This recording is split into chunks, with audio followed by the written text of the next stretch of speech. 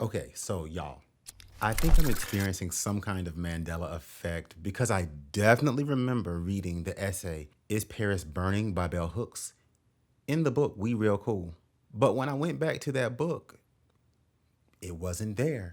And is apparently a part of another compilation of essays that I read, but don't quite remember reading called Black Looks. Before we get into today's topic, I want to remind you to subscribe and hit the notification button so that you know whenever we drop new content, and this helps the channel out a great deal. Also, don't forget to follow us on Facebook and Instagram where we can continue these conversations, learn more about some of the concepts and jargon we use, and explore Black imaginative production together. And lastly, if you so choose, support our Patreon. Our goal is to garner virtual but also actual space for continued group study and imaginative community building. All links will be provided below the video. Now you want to talk about reading? Let's talk about reading. You just can't take it. You're just an overgrown orangutan. You're just an overgrown orangutan. All of this shit. So, I was kind of a late bloomer when it came to me realizing that I was a queer individual. I think that maybe I had been so obsessed with my books that I forgot to really develop my interests regarding both sex and attraction. And then I went to Morehouse, and latent feelings of same-sex attraction that I had thus far been able to write off as adolescent curiosity came sort of spilling out of me that summer. I came home and I dealt with it the way I dealt with all other questions, problems, issues, wonderings I had. I read. I stayed in the library and one day finally came to the conclusion that I was bisexual. I told my parents, they told me to live honestly because at the time there was a lot in the media about the DL phenomenon and the danger it posed to the Black community. Getting back to Morehouse and kind of letting it all hang out allowed me to connect to a lot of queer brothers, sisters, baristas in new ways and have new experiences. We did all kinds of gay shit. We kiki, we went to clubs, we did brunch. But one of the most awe-inspiring experiences for me was when I started going to balls. I was never in a house, although I could have been a blonic. I just never knew what the hell I'd walk or compete in. But the balls were so amazing to me. I started looking up everything I could about them. In the early 2000s, WordPress was not the content management system that it is today. It was a place for people to set up article-based pages called blogs. As a matter of fact, the most popular being Blogspot. I read everything I could about Ballroom. And then I found the movie Paris is Burning. Now, I won't get into the contents of that movie here much, but I definitely think that you should not only check it out, but also read about the lives of the people featured and the controversy surrounding the movie. I believe that all of it is important for understanding not the full lives of the people featured, but what was around them. Now, before we get into the next part, I want to say that I believe in using the language and identifications of the people of the time. They identified in certain ways that denoted how they interpreted themselves in the times and places they found themselves. And I do believe that to impose 21st century terms, regardless of their derogatory standing now, is a kind of denial of personhood. So I guess you can say that Black people have always been sort of fluid in terms of gender. Now, when I say fluid, I don't mean that gender was kind of willy-nilly. There were structures that belong to whole different worlds and cosmologies. To be honest, it may not even be accurate to call what we were genders, depending on the people. There are thousands of cultures on the continent and across the Blackened world, and even more permutations of those if we take time into consideration.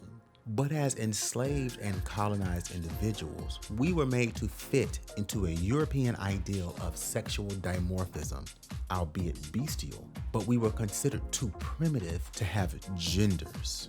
So anything that we expressed of our own would never have been given any kind of gender consideration anyway, being considered savage, unholy, or pathological.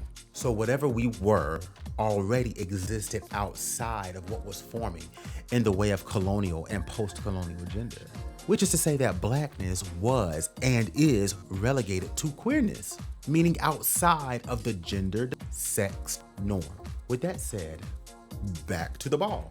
Enslaved Africans with established theatrical and performance traditions from the continent would dress up as their masters and mimicked the ways they talked and walked while donning imitations of their master's clothing or clothing they managed to take away from the master's homes. They saw the fashions and mannerisms of white people as ridiculous. And this dramatized critique is pan-diasporic, so it can be said that the ballroom is one of several manifestations of this critical derision, to include African masquerades, certain Caribbean mass traditions, and global celebrations of Carnival.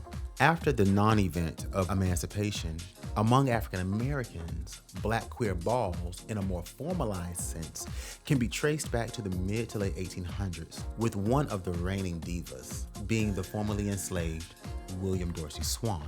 These balls were held in secret and included fancy clothing, pageantry, performances, and good drink. However, once found out, these balls came under attack and were shut down, with Swann being accused of running a brothel.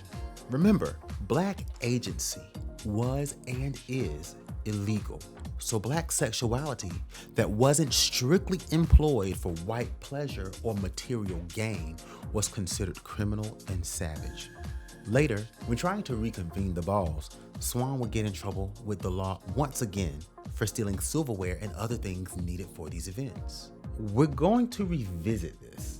All throughout Black entertainment and self-expression, we continue to see this kind of fluidity. During the blues era, singers like Ma Rainey dressed in drag and courted women. Lucille Bogan sang about being a bulldagger and her sexual exploits with both men and women. All of this leads us into about the 1940s, the world in which Crystal LaBeija would have been coming to know herself. Crystal, along with Lottie LaBeija, are known as the founders of modern-day ballroom culture and the iconic and oh so legendary house of LaBeija. After experiencing all of the various kinds of violence of white drag pageants, Crystal and Lottie began holding their own beginning in 1972. It is often said that ballroom culture remained underground until it was jettisoned into the limelight in a series of highly publicized moments in the late 80s and early 90s. The video, Deep in Vogue by Malcolm McLaren, featuring Willie Ninja, Vogue by Madonna featuring Luis and Jose Extravaganza, and the movie Paris is Burning launched voguing as one of the practices of the ballroom scene into the mainstream. People began to inquire more into the culture, and some of those who made appearances like Dorian Corey, Pepper LaBeija, and Willie Ninja found themselves on much larger platforms like The Joan Rivers Show. While people like Willie Ninja had already been a fixture in the fashion world, having consulted with the fashion houses of Thierry Mugler and Jean-Paul Gaultier, and having helped derive the runway prowesses of such models as Iman and Naomi Campbell, these moments, these videos, and this movie in many ways gave rise to a recognized genre of thinking and creating by and about Black and Latinx queer culture specifically. In her essay, Is Paris Burning?, Bell Hooks, I guess you can say, reviews the movie Paris is Burning. In this essay, she laments the fact that ballroom culture could or maybe should have been a critique or subversion or maybe even a rebellion against imperialist, white supremacist, capitalist patriarchy. In her eyes, it seemed to aspire to it. Initially, I thought this was an unfair assessment. At the time, my thinking went like this. Ballroom is a set of spaces and a culture that is rooted in survival. To me, in revisiting the notion of William Dorsey Swann stealing what was needed to host lavish balls, it was revolutionary to squat in apartments, to steal electricity, to steal fancy clothing and everything needed to customize one's clothing, to provide the necessities for homeless queer youth, to devise a system of rewards that acted as communal pooling of resources and where winning required no external validation from academies or boards, but was beholden only to the infrastructures, merits, and politics of the Black and Latinx queer communities. For me, at the time, spaces of survival did not necessarily have to be revolutionary spaces. When you exist in a body and reality against which war is declared at all times, space for rest and preparation is necessary. But then time happened. And I believe that time makes aspirations and goals clearer and exposes the nature of a thing. In recent years, searching for voguing on YouTube will most likely proffer a great deal of videos from Russia and Japan. You may also see videos where ballroom legends like Laomi Maldonado and Deshaun Wesley are hosting classes and judging competitions in places as far-flung and unseemly as Sweden. So what's wrong with this? I would say nothing, but I'm not really interested in rightness and wrongness as much as I'm interested in honesty. What I mean is this: perhaps what we looked at as revolutionary was really just a plea for incorporation the whole time. I think that many of us saw or see the ballroom seen as fitting into the radical traditions of marriage and fugitivity, and to a certain extent, I think that argument could be made, to a large extent even. However, marriage and fugitivity are not liberated states of being. They still rely on the conditions of captivity. They are conditions of existing made possible by the threat of an oppressive state or regime. They are a response to such threats. Without the threat, there is no need for either, and liberation seeks to end the threat, not to respond to it.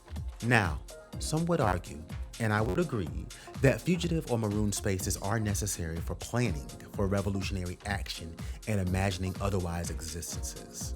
However, I think that we would do well to consider the realms of desire and meaning within the confines of the current world. Within certain contexts, these fugitive or maroon spaces could also be spaces of waiting to be made legible or palatable to society, waiting to be incorporated into the Western, the American projects of modernity and normativity regarding class and gender especially. Look no further than the realness categories. In these categories, what are we asserting is real? What are we seeking to do by being able to pass successfully as straight, masculine, feminine, woman? Are we doing the revolutionary work of exposing all these categories as aesthetic, spurious, constructed, and therefore able to be deconstructed, or maybe symbolically re-signified? Or are we seeking to go away and be made invisible, being subsumed into that which is considered normal, to eradicate difference and disappear into the realm of proper woman or manhood, femininity or masculinity? What about house names? Manolo Blahnik, Escada, Chanel, Evisu. Are or were our aspirations to continue robbing these often internationally expropriative houses? Or were they to recognize them as the pinnacles of fashion and codify our aspirations to afford them, thereby participating in their abuses of the global South and their reification of the abusive luxury classes? The answer to Bell Hooks' question as to whether or not Paris is burning begins to be answered in how we, as Black queer individuals and collectives, begin to answer the questions I've posed here. I would assert that some of us want the ballroom to be revolutionary. Others want to just be normal. And both sentiments are understandable in the face of such totalizing violence, especially for Black people who are never normative, never proper in terms of gender or even class, never able to be incorporated. Ballroom is doing what was inevitable, what it was meant to do. This is how we get a show called Legendary that hosts members of the House of Ebony with a White House mother. And these legends, the prospective gatekeepers, don't seem to be the least bit moved or bothered. If normalization is the MO, then what we are asking is to be wholly swallowed, not just by whiteness, but by anti-Blackness. Now, I'm not the kind of person to tell any Black person what to do or what to believe, but there is a problem with this formulation. What is normal is anti-Black, and anti-Blackness is parasitic on Blackness. We know that parasites tend to keep their hosts alive and or intact until they no longer need them, which means that trying to be incorporated never gets rid of anti-Blackness. So what we will see is that in another decade, voguing will still exist, but the Black and Latinx and Latina people who created it and the overall scene it comes from will be wholly disappeared, and our material conditions will not have changed but for a few. We've already seen this with Pride. Once again, I would like to challenge us to hop into the void. If anti-Blackness is parasitic on Blackness, What would it look like to phagocytize all that is anti-Black? With phagocytosis being the means by which parasites, bacteria, viruses, and protozoans are destroyed via cellular digestion. Said another way, what if everything just faded to Black? So then what if we stopped worrying about realness categories and attended more imaginatively to that which is unreal or unrealistic? Let's go back to Willie Ninja and how he is said to have helped co-construct a kind of iconic femininity with Naomi Campbell and Iman. What does it mean that a butch queen and two Black women collaborated on a kind of femininity? A collaboration that I think is much more prevalent than has been studied. Or what does it mean that femininity could be co-created? And by people who are at least considered sexually dimorphic? Are these worthy projects to pursue? What could these Black collaborative projects render? Much of what we call Black culture is created by all Black people. Just recently, after the release of this latest album, people began asking whether or not Beyonce was appropriating queer culture. There is a great deal to be said of class in this conversation, but when focused on the creative lineages of the music, seeing as to how important music is to ballroom culture, much is derived from the creations of Black cishet musicians. And one of the staple samples in Vogue music is owed to none other than Eddie Murphy. Granted, from an anti-Black as fuck scene. All of this calls into question modes of production. When Bell Hooks asked, "Is Paris burning?"